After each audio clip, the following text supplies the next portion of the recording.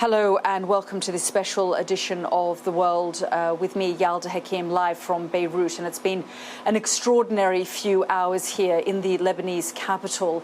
Just about 3 or 4 hours ago, we heard a massive, loud explosion here in the capital, and we learnt that it was a series of airstrikes on a number of buildings in southern Beirut. You can see those images which my team here on the ground took from this place where we are standing at the moment. We could see the plumes of smoke.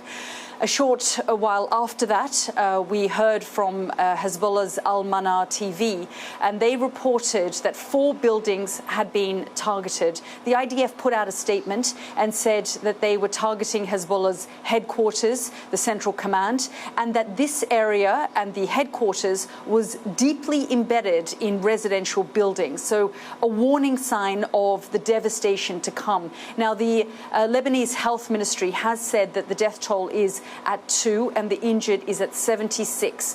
But given how densely populated this area was, and we've seen from the airstrikes over the course of the last week, when they've been targeted and surgical, as the Israelis have explained them to be, we have found that a number of civilians have been killed and wounded in those airstrikes. Let's go straight to our special correspondent, Alex Crawford, who is on the streets of Beirut tonight. And Alex, you have rushed back from the south of the country where you were reporting back to the capital, where we have seen these airstrikes take place in southern Beirut. Just tell us what you're hearing and seeing on the streets of Beirut, because tonight, for a Friday night, this is an incredibly dead city. I mean, absolutely. It's almost emptied, or certainly, and we've been zipping around the whole of the centre. We went immediately to Daria, the southern suburbs, which is a big stronghold of Hezbollah, but also, as you know, immensely, usually densely populated. It is very, very quiet around there. There's a big cordon being put up by the security services, by Hezbollah. We got stopped several times by Hezbollah loyalists, Hezbollah officials, Hezbollah supporters, constantly checked, our luggage checked, stopped from going any further. I think the cordon is about 1 kilometre or so away from the site. You can still see a huge big plume, black plume of smoke, even in the dark night. The hospitals are strangely quiet as well. A couple of ambulances going in and out still, a couple of fire engines racing to the scene. But the overall riding impression is just how empty it is. This is an area which would normally be packed on a Friday night. It's virtually empty. A few people in some of the bars and some of the restaurants. We spoke to a few of them who said primarily they were workers who are still trying to operate. A lot of them talking about the fear, how they'd heard it all, that they were very, very anxious about the coming days and weeks. A lot of them talking about how they were feeling very negative towards Israel, but also very angry with Hezbollah. They didn't want to enter this war. This is just from this area. The feeling down south, where we've just come, is very, very different. And the airstrikes are still going on there. They've been going on there all night. But what is astonishing is just how all these restaurants have emptied out. And a lot of people didn't want to even talk to us. We're too fearful of talking. We bumped into a group of people who had fled from the south up here to they believe to be sort of relative safety. And they were saying, you can understand, we don't want to talk. Everyone very, very fearful. So I think not only are Hezbollah very tense, clearly by their actions towards everyone, they've thrown out a lot of the international media from even the cordoned off area, only Lebanese media around there. The Hezbollah media office saying that there is no truth to any statement being made by Israel, without really specifying which statement they're referring to. And I think the most, as you referenced already, Yalda, one of the most chilling comments has come from the Iranian embassy in Beirut, who seems to signal that they believe all red lines have been crossed, that this is a game-changing escalation. Let's remember, Yalda, that over the past week or so, where Beirut, the capital, has been hit 5 times or so, this is the 5th time, the south and the southern part of the country, as well as the east and some parts of the north, have been peppered by hundreds and hundreds of airstrikes. People are running, tens of thousands of people are running all over the country. Many people here in Beirut talking about how there is no safe place in Lebanon, but everywhere we go, they're saying that they feel very much under bombardment and they do not feel safe. Absolutely not. I mean, just from the airstrikes that took place from Monday as things escalated, we saw the death toll rise to about 800. And I've been told by officials, I know you've been told the same, Alex, that 250,000 people are on the move. You saw that and you witnessed it down south. Alex, thank you so much for bringing us up to date on the situation there from the center of Beirut, a ghost town tonight, as people wait and see what happens next. Well, let's go live now to New York and hear from the U.S. Secretary of State, Antony Blinken. Have a listen in. Jumped the gun, that they have been defending themselves ever since, that they feel that Nasrallah was the key, the linchpin to all of this, and Hezbollah, that after a year they felt that they had to get people back in their homes, that they went after Nasrallah, and in today's strike were targeting him. Clearly, they don't know what they've achieved. They still feel that when in the military you have momentum, that you have to keep going, that they will be a lot farther along in their operation if it turns out that this was successful in their terms today, but that they still, he said, the official said, still have to keep going, and they are not ready to pause. From your conversations, what is your perspective about whether Israel continuing with this operation and not going in on the ground, which they said is not preferable, but if doing this in what they consider a targeted way is a legitimate response to what they see as an existential threat, or if there is another alternative, a diplomatic alternative? Andrea, I will let Israel speak to their operations and their objectives. It's not my place. The American objectives and the American policy. Look, we and many others have been clear about what we see to be the best path forward. And the objective that Israel has in the first instance in Lebanon is an important and legitimate one. It's creating an environment that's secure enough to enable people to return home, because remember what happened starting October 8th. Hezbollah started lobbing rockets and missiles into Israel, trying to create another front in the war. And Israel, of course, had to respond to that. And in the process, tens of thousands of people had to evacuate their homes in northern Israel. Villages and homes were destroyed in southern Lebanon. And so we have large populations, both in Israel and in Lebanon, who've been forced from their homes.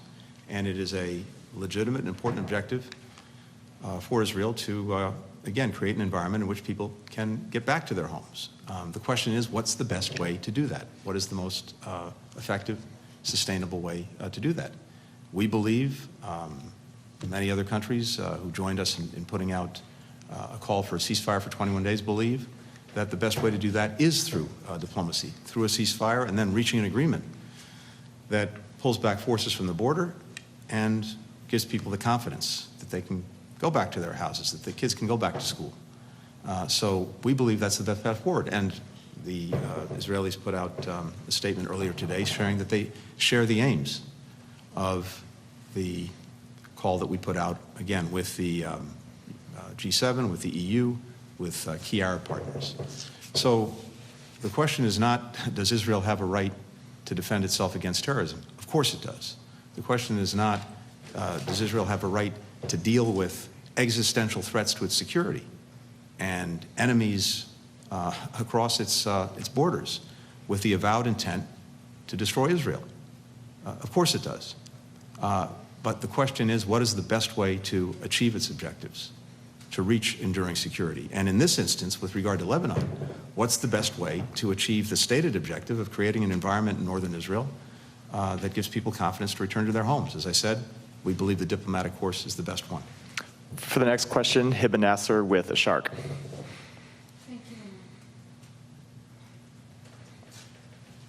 Thank you, Mr. Secretary. I want to ask the question again. Since October 7, you've been saying that Israel has the right to defend itself.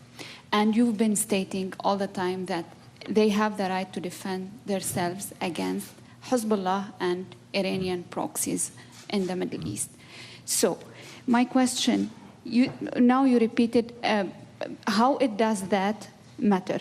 Can you clarify whether this Israeli approach to targeting Hezbollah's leadership falls under self-defense, and what's the U.S. administration clear position on the policy of targeted assassination? And if I may, please, one second question. You've emphasized for calm along the northern borders, and you have been working towards this goal for the past 11 months. Now, as we edge closer to a broader conflict, could you specify what do you mean by calm? Are you referring to a return to the pre-October 7 status quo, implying a cessation of hostilities, or the full implementation of Resolution 1701? Because it does matter for the Lebanese and for the Israeli to understand what are you proposing. And just one final question. We are 2 weeks away from October 7, Mr. Secretary. What could you have done differently that might have changed the current situation? Thank you. I appreciate that you managed to get in several questions. So first, on the events of the last hours, we are still gathering information, making sure that we fully understand what happened, what the intent was, and until we have that information, I can't address in detail our response to it. So we'll continue to work on that in the hours ahead. With regard to a broader conflict, we've said very clearly, you're right, ever since October 7th, that one of our objectives, besides making sure that Israel does what it needs to do to make sure that October 7th never happens again, besides doing everything we can to try to make sure that people who are caught in this horrible crossfire of Hamas's making and who are suffering so terribly, women, men, children in Gaza, that they get the protection that they need and the assistance they need. Besides that, our objective has been to try to prevent the war from spreading as well as escalating. And on multiple occasions since October 7th, we seem to be on the verge of just that happening, including in the days immediately following October 7th, and then again on several other occasions, most notably in April, and even more recently than that. And each and every time, the combination of American deterrence and American diplomacy managed to prevent a wider war. We're intensely focused on doing exactly that now, along with many other countries, because in our judgment, in the judgment of so many others, it's in no one's interest to have a wider conflict. And so we're working in every possible way to prevent that from happening. Now, in terms of where we think this should go, no, going back simply to October 6th in terms of the border between Lebanon and Israel is not sufficient, because it's not simply a matter of having a ceasefire, that is, Hezbollah firing into Israel, Israel responding in a tit-for-tat. What's necessary is to create the conditions, including moving forces back, such that people in both northern Israel and southern Lebanon have the confidence to return home. It would be important, finally, to make 1701 real, not simply a piece of paper that's never been effectively implemented. And I remind as well that as part of Israel leaving Lebanon in 2000, after it had been bogged down there for 15 years, as part of that, and through 1701, the understanding was that any of the armed militia would put down their weapons. The state should have a monopoly on the use of force. Hezbollah never did that. And it's presented an ongoing threat to Israel ever since, again, with the avowed goal of eradicating it. So in this instance, the most important thing to do, again, if the objective is to just get people home, get kids back to school in Israel and in Lebanon, most important thing to do through diplomacy is to try first to stop firing in both directions, and then to use the time that we would have in such a ceasefire to see if we can reach a broader diplomatic agreement on this. I think it would have to proceed in phases, but we have to have conditions on the ground such that people know with confidence that they can be safe in their own homes. And finally, as we come to October 7th and the anniversary of that horror, our focus is not thinking about the past. Our focus is intensely on the here and now and the efforts that we continue to make to get a ceasefire that brings the hostages home, that results in a surge of humanitarian assistance to the people in Gaza who desperately need it, and that opens the prospects for enduring peace and stability. That's where our focus is. That's where it's going to remain. Olivia Gazis with CBS. Thank you very much. You were listening there to the U.S. Secretary of State Antony Blinken responding there to a number of journalists about the developing situation here on the ground. Let's bring in Dominic Waghorn, who is live for us in New York. And Dom, this is an incredibly dangerous moment of this conflict. It escalated a week ago, but we saw the biggest attack on the capital, Beirut. We understand that the target was Hassan Nasrallah, the leader of Hezbollah. And obviously, the diplomats are scrambling. But the idea that they can halt any operation now going forward, when we've seen the operations on the ground so far, feels, like it's impossible right now. And listening to the tone there of Antony Blinken, he said it's for Israel to respond to their operations. I mean, he's an amazingly cool, calm and collected performer, isn't he? He's got this very sort of softly spoken, mild-mannered tone, but you'd imagine that beneath that, he must be very concerned about the way things are heading and also deeply frustrated with Israel. We're now looking also at pictures of the Russian Foreign Minister just beginning to speak at the UN Security Council meeting. That is the second time the highest body of the UN has sat to discuss this escalating situation. And 2 days ago, Antonio Guterres, the UN Secretary General, described the situation in Lebanon as hell breaking loose. And in the wake of that, there was real intensified diplomacy led by America, but also the French and British, trying to bring about a ceasefire. And the impressions the Americans have now given us is that they were told by Israel, privately, by the Israeli Prime Minister Benjamin Netanyahu, that he was amenable to the idea of a ceasefire, to the point where the Americans were confident enough to come out into the open publicly and say they felt that ceasefire would be implemented within the coming hours. And then since then, the Israeli Prime Minister has taken his country and his military in the completely different, opposite and different direction. Partly, it seems, because of the political backlash against the prospect of a ceasefire, but also it seems because his military seemed to see a military opportunity, and that does seem to also to have been the opportunity, it seems at least, to assassinate the head of Hezbollah, Hassan Nasrallah, which is what most, I think, Israeli observers and others believe the Israelis have been trying to do with this extraordinary attack on Hezbollah headquarters in Dahir, the sort of southern Beiruti stronghold of that Shia militia movement. And that is being seen as a real seismic shift in the way things have gone since October the 7th, where there has been this lower-level exchange of fire, drones and missiles being fired by Hezbollah, Israel retaliating with airstrikes and also artillery fire. Hezbollah started it on October the 8th, but there's been almost constant exchange since then. But throughout that period, neither side have upped the ante. Israel has done that now by directly trying to, it seems, assassinate the head of Hezbollah, and we're now in very different territory, which is why the UN Security Council is meeting for a second time, urging restraint again. We've heard a defiant message from Danny Danon, the Israeli ambassador to the UN, at that meeting, saying that Israel has had enough. Enough is enough, he said, repeating what his Prime Minister Minister said at the UN General Assembly earlier in the day. Israel seems determined to carry on with this, regardless of these calls for a diplomatic solution and a ceasefire.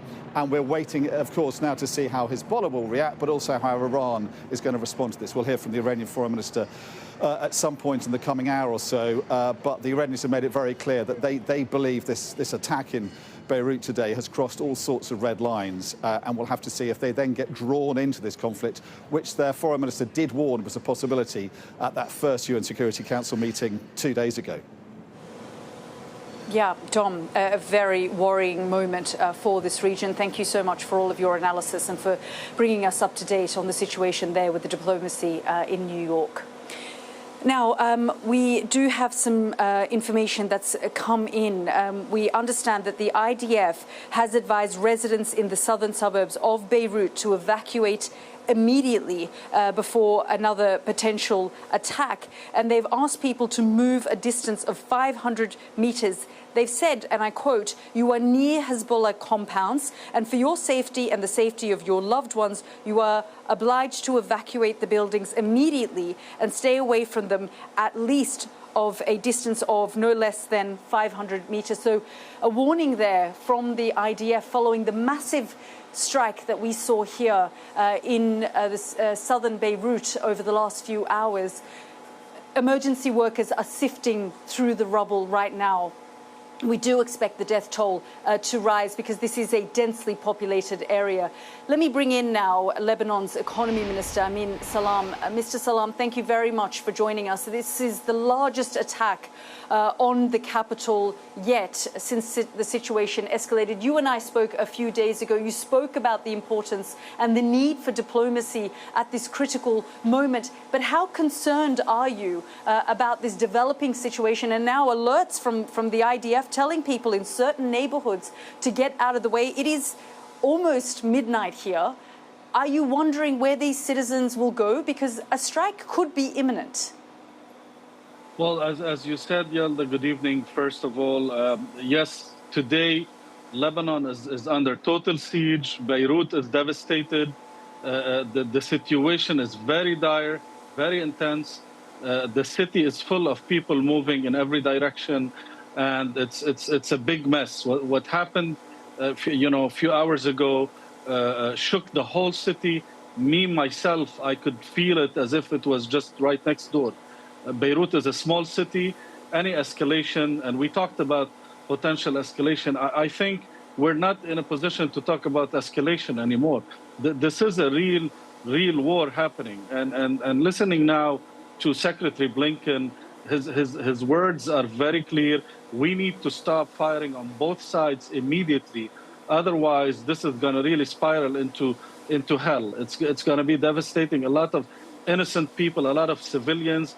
Many of those areas are filled. I have numbers that the areas that are being hit have a concentration of almost 1 million people within less than a few kilometers from where the rockets have landed. So it's really tough what's going on, and I think we have no choice but to have immediate diplomatic solution.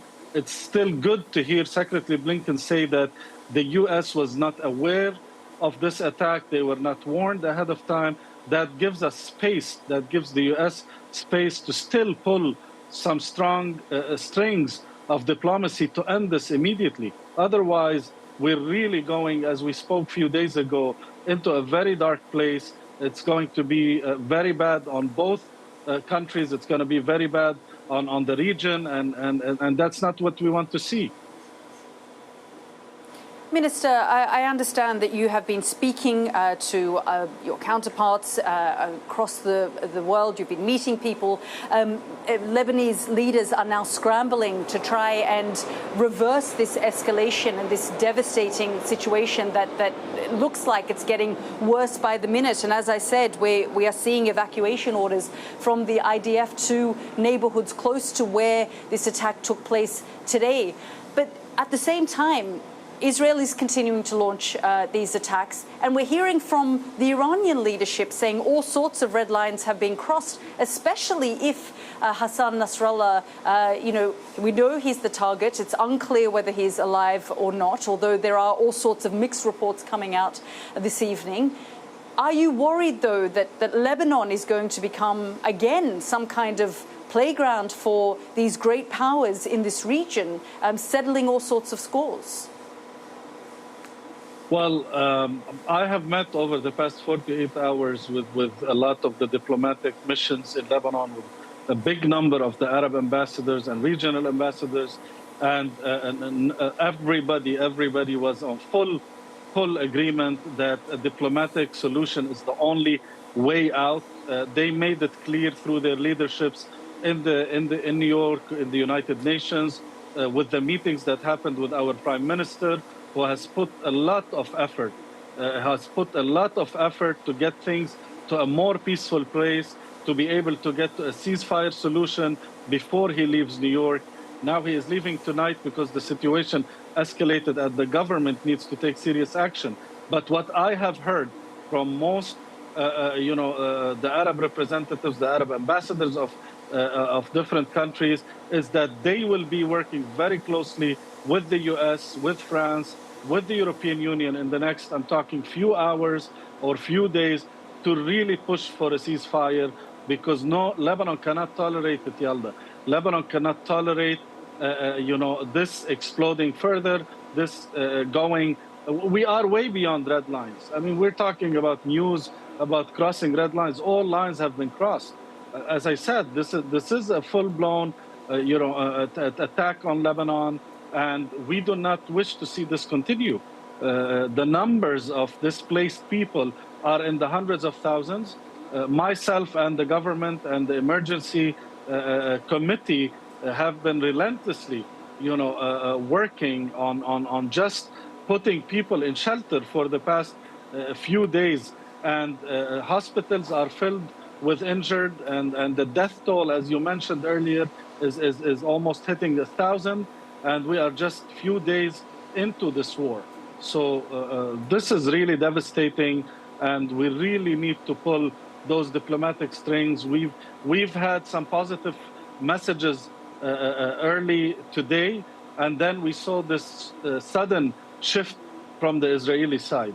So we really send a very strong message to the United States, to all the major players supporting today a diplomatic solution, to put every effort possible to really stop what is happening.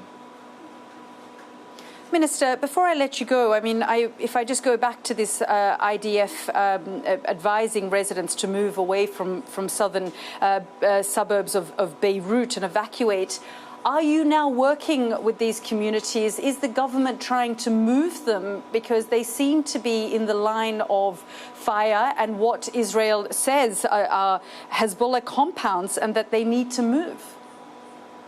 Despite the fact, Yalda, that there is not much news going on the media regarding what the government is doing, and that is unfortunate, but the government is really working on an emergency plan that so far has been fully intact. We have, hundreds of thousands of people already distributed in shelters. They are getting aid, full health aid. They are getting, all their needs. However, there is a lot of pressure. Everybody knows that this requires a lot of funding, a lot of logistics for a country that is desperately struggling, as you know, with its economy, with its resources, with its infrastructure.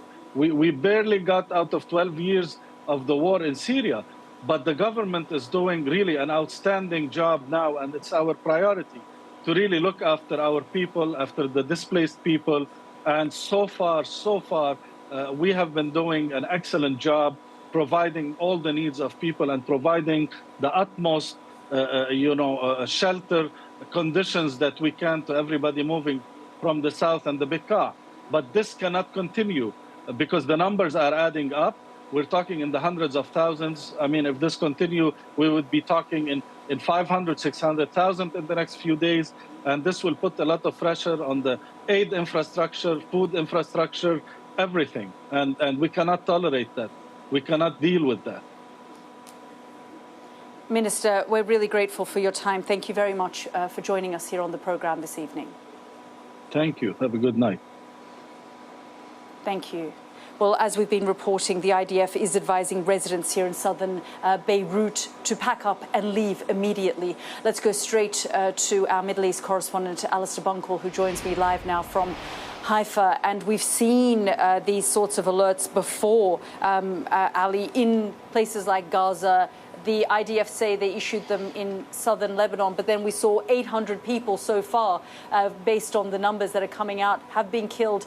It's unclear what the death toll is from the airstrikes that we saw today. And now this latest alert asking people to move from multiple neighborhoods. It is almost midnight. And as you were listening there to the economy minister, people are desperately trying to get out and find shelter. But the situation on the ground really is incredibly grim. Yeah, because although there have been airstrikes in Beirut targeting senior Hezbollah commanders, a lot of people have been fleeing to Beirut, hoping that away from the sort of the southern districts of the city that are controlled by Hezbollah, there'd be in some safety. But the war is very much coming to Beirut, the Lebanese capital itself, and the Israelis are increasingly using this tactic, as we've seen them using Gaza, of sending out warnings via their Arabic channels, sending out text messages, making phone calls and telling people to evacuate and get away from the area because airstrikes are coming. Now, the international spokesman for the IDF, Rear Admiral Daniel Hagari, is due to speak in about 3 minutes' time, if he's on time. I think he'll address the media in Hebrew and then possibly English. We're not entirely sure what he has to say, but I think it'll be of some significance. There is still a lot of confusion around the earlier strike and the fate of Hassan Nasrallah, the General Secretary of Hezbollah. Lots of rumors doing the rounds, particularly on social media, that he has been killed. Hezbollah, in some early statements, denied that, but things have gone quite quiet of late. I wouldn't expect, if the Israelis have got intelligence that they killed him, I wouldn't expect that announcement necessarily to come from Daniel Hagari. I would normally expect an announcement of that magnitude to be made by the Israeli Prime Minister Benjamin Netanyahu. But Netanyahu is shortly leaving New York, where he's been at the UN, to head back here. A very unusual move, travelling over Shabbat, but deciding that the situation, as dangerous as it is, merits him heading back to Israel as soon as possible. Ali, thank you so much there for bringing us up to date.